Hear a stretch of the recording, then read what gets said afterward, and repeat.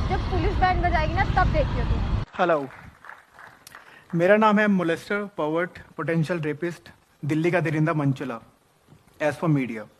वैसे मेरा real name है सरबजीत सिंह बेदी। मैं 30 साल का हूँ, दिल्ली में रहता हूँ और एक मिडिल क्लास फैमिली से बिलोंग करता हूँ। 4 साल पहले एक लड़की ने मेरी फ़ोटो क्लिक करी और social media like Facebook Twitter पे पोस्ट कर दी और उस फोटो के साथ लिख दिया इतना कुछ कि मैंने उसको छेड़ा, उसे मारने की धमकी दी, उस पर गंदे कमेंट्स पास किए। दरअसल 4 साल पहले की बात है। मैं अपनी बाइक पर था और ट्रैफिक सिग्नल रेड। एक लड़की ने मुझे रोका। मैंने उनको आराम से इज्जत से बोला कि मैम आप अपना चले जाओ, मुझे इधर जाना है। इसी बात पे उन्होंने मेरी फ़ोटो क्लिक करी और बोला कि अब देख, जब तेरे घर पुलिस आएगी तब तुझे पता चलेगा। ये चीज़ देख के जब हमारी कॉन्वर्सेशन छोटी सी हुई, उसके कुछ फ्रेंड्स हमारी तरफ आए तो जब उनको मैंने देखा आते हुए तो मैंने उनको बोला कि ये क्या बदतमीज़ी है, लड़की ने फ़ोटो क्यों कैप्चर करी। उन्होंने मुझे विश्वास दिलाया कि तुम यहाँ से चले जाओ, तुम्हारी फ़ोटो हम रिमूव करवा देंगे। वो बातों पे ट्रस्ट करके मैं वहाँ से चला गया। रात को घर आया, मैंने मम्मा को सारी बात एक्सप्लेन करी कि मम्मी आज मार्केट में जाते हुए ऐसी ऐसी बात मेरे साथ हो गई। उसके बाद मम्मी परेशान हुए थोड़ा सा। मैंने सबको समझाया उनको। लेट नाइट हमने अपना डिनर फिनिश किया, बेड पे आ गए। मम्मा सोने चले गए। मम्मा के फ़ोन पे एक रिलेटिव का फ़ोन आया। उन्होंने बताया कि जब मैंने फ़ोन पिक किया, उनको मैंने सिर्फ सत श्री अकाल बोली, सत श्री अकाल। उन्होंने आगे से गुस्से में बोला, ओए तू बाहर लड़कियां छेड़ता है। मैंने कहा ऐसी कोई बात नहीं हुई, मैंने किसी को नहीं छेड़ा, जो भी आपको सुनाई दिया या आपने सुना है वो गलत है। फिर ये सुन के आवाज़ मम्मा उठ गए। मम्मा ने बोला फ़ोन मुझे दे, मैं बात करती हूँ। मम्मी ने उनको सब कुछ एक्सप्लेन किया तो उन्होंने आगे से मम्मी को भी गुस्से में ही बोला कि तू इसकी गलतियों पे पर्दे मत डाल। मतलब अपने सगे रिश्तेदार होके भी वो डाउट कर रहे थे मेरे ऊपर कि मेरा कैरेक्टर शायद खराब है। उसके बाद मैंने मम्मा को बोला, जिनका फ़ोन आया था उनको मैंने बोला कि आपको ये बात कहाँ से पता चली। तो उन्होंने बताया कि तेरी एक फ़ोटो है जिस पर तू बाइक पे बैठा, तूने रेड कैप वेयर की हुई है और वो वायरल हो रही है। उसके साथ इतना कुछ लिखा हुआ है कि तूने एक लड़की छेड़ी बाहर रोड पे। तो मैंने उनसे रिक्वेस्ट करी कि मुझे प्लीज़ लिंक प्रोवाइड करो, मैं भी एक बार देखना चाहता हूँ कि पोस्ट में है क्या। जब उन्होंने लिंक प्रोवाइड किया तो मैं अपने बेड पे बैठा रह गया। वो पोस्ट सेम नाइट 30-35 हज़ार शेयर हो चुकी थी। और जब मैंने पोस्ट खोल के देखी तो उस पोस्ट में इतनी लोगों ने अब्यूज़ करा हुआ था, इतनी गालियाँ लिखी हुई थी। तो मैंने सोचा कि जब वो लड़की झूठ इतना फैला रही है तो मैं ऐसा क्या करूं कि मेरी इमेज थोड़ी साफ हो जाए। मैंने उस कमेंट्स के नीचे रिप्लाईज करना शुरू कर दिया। रिप्लाईज तो मैंने कर दिया, मैं थोड़ा खुशी भी हो रहा था कि चलो लोगों को मैं अपनी बात बता रहा हूँ, बट वो मेरी गलती थी। लोगों ने मुझे मैसेंजर पे वॉइस नोट भेजने शुरू कर दिए जिसमें क्लियर उन्होंने अब्यूज़ करा। उन्होंने बोला कि तुम बाहर कर रहे हो, सड़कों पे कर रहे हो, अपने घर से शुरुआत करो। ये लोगों की थिंकिंग थी। मैं काफ़ी अपसेट हुआ। मैंने मम्मा को बोला 12:30 बजे के अराउंड रात को कि अभी पुलिस स्टेशन चलते हैं, लड़की के अगेंस्ट कंप्लेंट करके आते हैं। और मैंने कहा लेट हो गया काफ़ी, तो सुबह चलेंगे। मैं कहा ठीक है। अगली मॉर्निंग हुई, मैं मम्मा पापा हम तीनों थाने की तरफ गए। थाने के बाहर पहुंचे, बाहर ही खड़े थे, अंदर नहीं गए। काफ़ी भीड़ थी वहाँ पे, मीडिया थी, काफ़ी लोग थे। तो पापा ने बोला तुम लोग बाहर रुको, मैं देख के आता हूँ अंदर ये मीडिया किसके लिए आई है, अंदर क्या हो रहा है।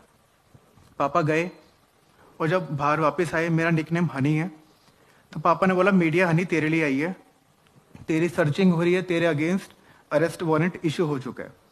तो थोड़ा सी घबराहट हुई।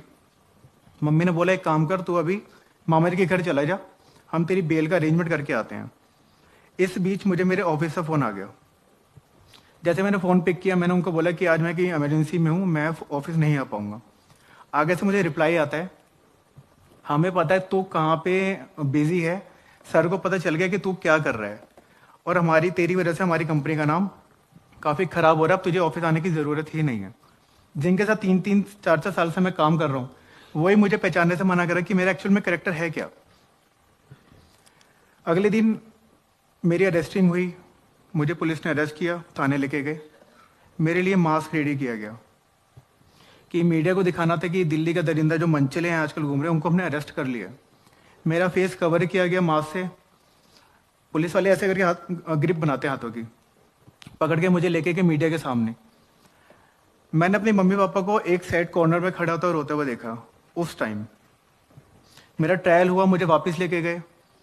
एक रूम में मुझे, मेरी मम्मी पापा को बिठाया और 2-3 सीनियर ऑफिसर्स थे। मंदिर से पंडित जी को, गुरुद्वारे से भाई जी को, चर्च से जो सिस्टर्स हैं उनको, मौलवीज को, उनको बुलाया गया। चारों धर्मों के ग्रंथों को बुलाया गया जो ज्ञान देते हैं। उन्होंने मुझे 1 घंटा टॉर्चर किया। उन्होंने मुझे ऐसी ऐसी चीज़ें सुनाई कि जो आपकी लड़कियों को लेके इमेज है, जो आप सोचते हो, आप उनको छेड़ने के आपके दिल में ख्याल आते हैं। मैं तो ये आपको सिर्फ अपनी वर्डिंग में बता रहा हूँ। उन्होंने जो जो बोला था मैं वो बता नहीं सकता आपको। वो ऐसा था कि जो अपनी फैमिली के साथ क्या अकेले में भी कोई सुनना ना चाहे। फिर भी वो टॉर्चर मैंने सहन किया। उसके बाद अगले दिन क्या हुआ? अगले दिन मैं एसएचओ सर के कैबिन में था, मम्मी पापा साथ थे। एक कांस्टेबल आया, उसने बताया कि बाहर एक विटनेस आया है जो कह रहा कि उस टाइम उस स्पॉट पे वो भी था, मेरे बिल्कुल बैक साइड पे, और ऐसा लड़की जो बोल रही है ऐसा कुछ भी नहीं है, मुझे अपनी स्टेटमेंट रिकॉर्ड करवानी है। बट पुलिस वालों ने क्या किया? उन्होंने उसको सीधा बोला कि अब जो भी होगा कोर्ट में होगा, आप सीधा कोर्ट में जाके अपना बयान देना। फिर मुझे कोर्ट लेके गए पेपर साइन करवाने के लिए कि बेल, तो पेपर में जब तक साइन नहीं करूंगा बेल होगी नहीं, क्योंकि पुलिस वालों ने मुझे ऐसे ही छोड़ा था। अगले दिन मेरी बेल होगी, मैं फ्री हो गया। उसके बाद मीडिया ने मुझे नए नए नाम दिए। जैसा मैंने अभी आपको बताया, दिल्ली का दरिंदा मंचला, काफ़ी मेरा नाम उछाला गया उन्होंने ऐसे। मैं जहाँ भी जाता था लोग मुझे शक की नज़र से ही देखते थे। इन 4 सालों में मैंने काफ़ी कुछ फेस किया। केस मेरा शुरू हुआ मार्च 2016 में, 6 महीने बाद इंसिडेंट के। क्यों? क्योंकि पुलिस ने 6 महीने लगा दिए चार्जशीट को फाइल करने में। इतना टाइम जबकि लगता नहीं है। 3 साल हो गए केस चलते हुए, 2018 आ गया। लड़की एक बार भी कोर्ट नहीं आई। पहली बात तो जो सच्चा होता है वो भागता नहीं है। लड़की कोर्ट आई नहीं 3 साल। 3 साल बाद जब लड़की कोर्ट आई, मेरा गवर्नमेंट लॉयर था, तो मुझे एक गोल्डन अपॉर्चुनिटी दिखी कि लड़की आ रही है तो उससे कुछ क्रॉस ऐसा किया जाए कि जिसका वो जवाब ना दे सके और जज को खुद ही पता चल जाए कि लड़की झूठ बोल रही है। जबकि ये भी मेरा वहम था। मेरे लॉयर ने कुछ ऐसा पूछा ही नहीं। इवन वो मेरे पास आया, उसने मुझे बोला कि भाई इसको सॉरी बोल दे, इसे कॉम्प्रोमाइज़ कर ले, नहीं तो तुझे 2-3 साल की सज़ा हो सकती है। मैंने उसको छोटे से स्माइल दी और मैंने सीधा बोला, जहाँ पे गलती नहीं वहाँ पे कोई सॉरी नहीं। ऐसे बोल के मैंने बात ख़त्म कर दी। वेरी नेक्स्ट डे, अगले दिन मैंने लॉयर अपना चेंज कर दिया, मैंने प्राइवेट लॉयर हायर कर लिया। 28 सितंबर 2019, 28 सितंबर 2019 को मुझे वो मौका मिला जिसका मैं वेट कर रहा था। मेरी स्टेटमेंट हुई जज के सामने। मैंने जो जो सच था मैंने सब कुछ बता दिया, कुछ भी नहीं छुपाया। स्टार्ट टू एंड सब कुछ मैंने बता दिया। स्टेटमेंट रिकॉर्ड होने के बाद जब हम जज के सामने गए, मैं और मेरा लॉयर, तो मैम ने पूछा कि आपके पास कोई विटनेसेस हैं?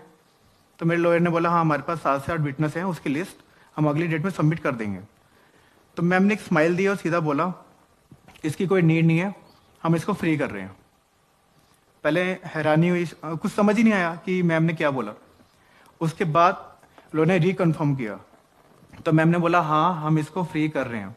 मैं वैसे काफ़ी स्ट्रॉन्ग हूँ, मुझे रोना नहीं आता, बट रिहाई का सुन के आफ्टर 4 ईयर्स कोर्ट में मेरे आंसू निकल गए। मैं थोड़ा इमोशनल हो गया। सबसे पहले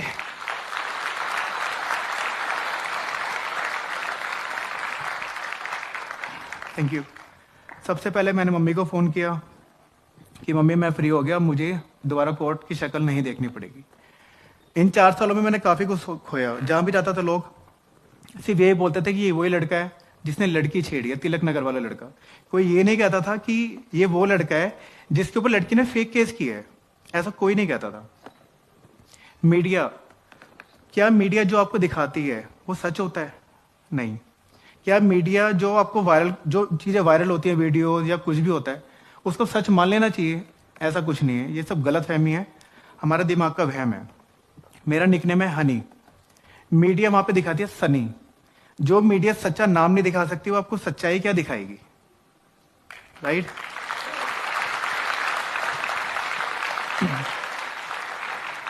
जब केस शुरू हुआ आफ्टर फ्यू मंथ्स, पहले तो हमने कभी सोचा नहीं था कि हम कभी कोर्ट कचहरी जाएंगे, क्योंकि मेरे अगेंस्ट या फैमिली में कभी हम थाने तक नहीं गए।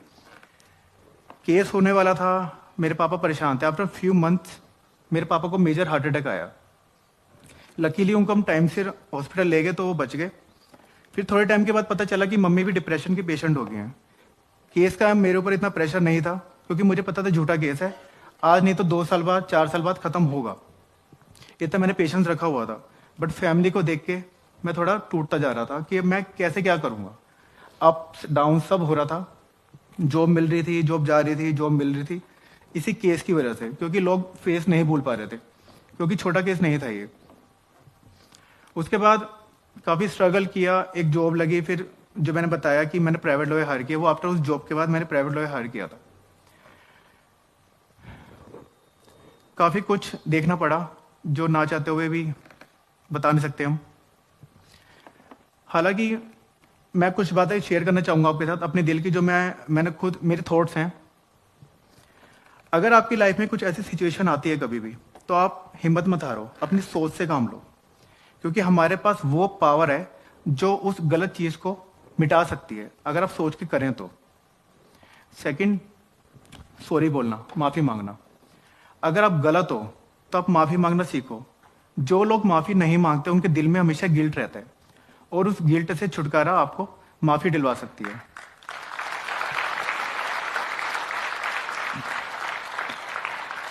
एंड थर्ड लास्ट, जो मेरे से काफ़ी जुड़ा हुआ है, मजबूत होने का मज़ा तभी है जब सारी दुनिया आपको कमज़ोर करने में तुली हो।